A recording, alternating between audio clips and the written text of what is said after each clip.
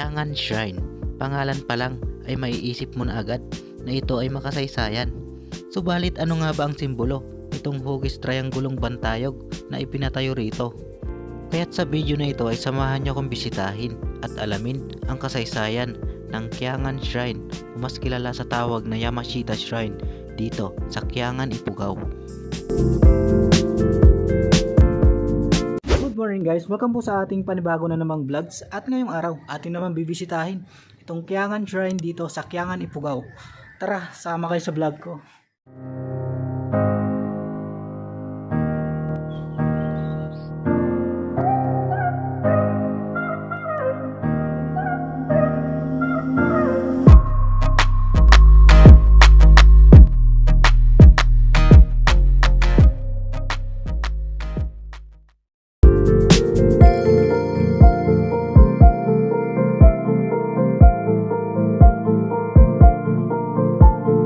So yan guys, subukan nga nating akyatin itong Kiangan Shrine.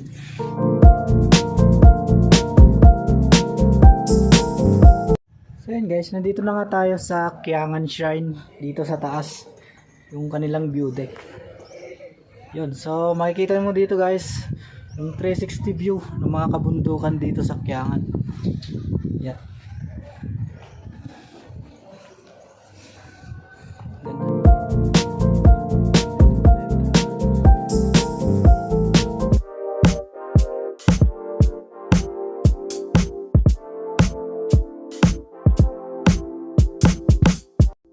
Ang Kiangan National Shrine ay itinayo taong 1974 bilang dedikasyon sa pagsurrender ni General Tomoyoki Yamashita ng Japanese Imperial Army noong World War II.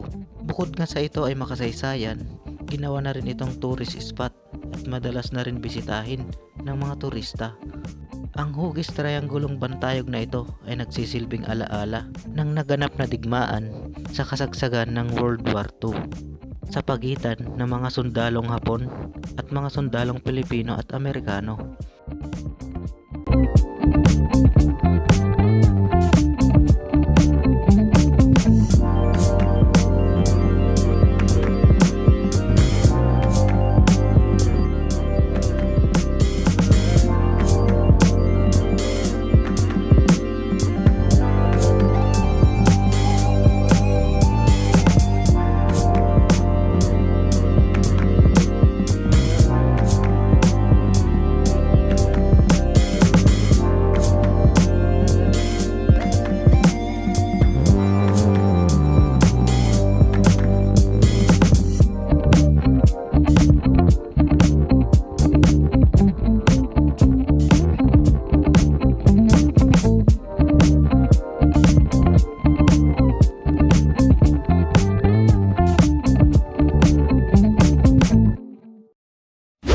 Tignan nyo naman guys yung kanilang playground dito sa harap ng Ifugao Museum.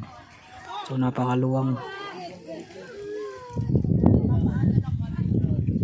Pwedeng paglaruan ng mga bata. So open mga bata dito guys. Bata pa dun sa taas. Mga magjowa. Sakit nyo sa mata. Ayan, mga kasama kong galing Tinok, Ifugao, highest point. Ayan, picture taking na tayo guys.